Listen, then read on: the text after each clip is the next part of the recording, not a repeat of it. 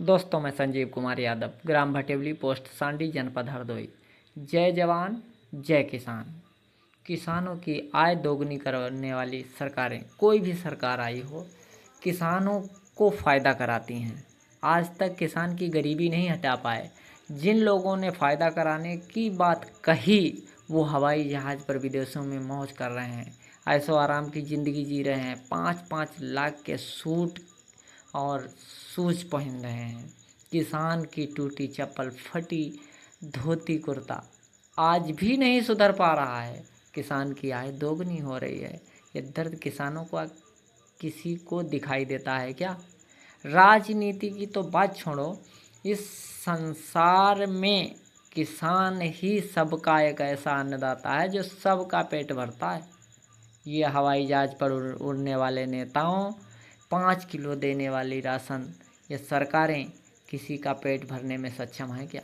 एक दाना तक तो पैदा नहीं करती। अगर एक किसान एक दाना तक पैदा ना करे तो इन नेताओं के पेट नहीं भरेंगे, घर नहीं चलेंगे, जीवित रहना मुश्किल हो जाएगा। फिर भी एहसान रखते हैं कि हम 5 किलो राशन देते हैं, किसानों की आय दोगुनी करते हैं। आज लाइन में लगा हुआ किसान के दर्द को समझने वाला कोई है? अगर फसल ना होगी तो फिर किसान तुमको कहाँ से खिला पाएगा? यूरिया मिल नहीं रही, एक एक दाने को परेशान है। आदमी सांस लेना मुश्किल है। लाइन में कड़कती धूप में इस समय खड़ा, लाइन में लगा यूरिया के लिए किसान, तुम्हारी तैयारी के लिए। वो तो एकता अगर किसान में होती तो तुम दाने दाने को मोहताज हो जाते 3 महीने में। नेता नगरी सब भूल जाती। सब राजनीति जो जिस किसान के सहारे तुम्हारी गाड़ियां चल रही, हवाई जहाज उड़ रहे हैं, उसी किसान के ऊपर तुम थूकते हो, एहसान धरते हो कि हम 5 किलो राशन तुमको देते हैं, तुम्हारी आय दोगुनी करते हैं। अगर हमारी आय दोगुनी होती तो हमारे पैर में चप्पल अच्छी हो जाती, हमारे धोती कपड़े, लड़के बच्चों की पढ़ाई अच्छी हो जाती, विदेशों में पढ़ते तुम्हारे बच्चे, तुम जनता की सेवा करते हो।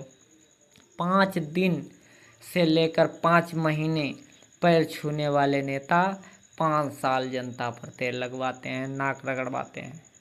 ऐसा कृत्य इस संसार में किसी भी देश में किसान की इतनी हालत बदहाल नहीं है, कहीं पर भी, पूरे विश्व में।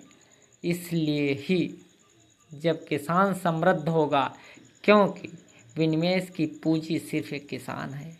कोई भी किसी के पास कोई रेवेन्यू नहीं, रेवेन्यू अगर उठता है तो किसान से होता है, और किसान ही समृद्ध नहीं, संपन्न नहीं आप बना पा रहे हो। विश्व गुरु बनने से आपका कल्याण नहीं होने वाला।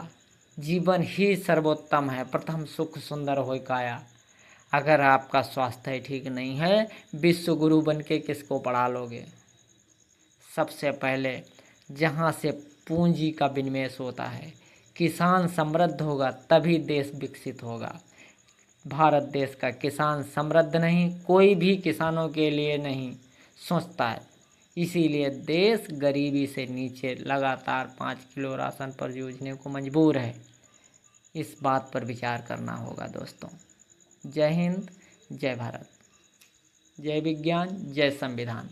बाबा साहब अम्बेडकर ने कहा था, समता के अधिकार से लोगों पर अत्याचार अनाचार ना हो, सब में किसी में कोई जाति न हो, किसी में कोई भेद न हो, किसी में कोई ऊंच नीचता ना हो।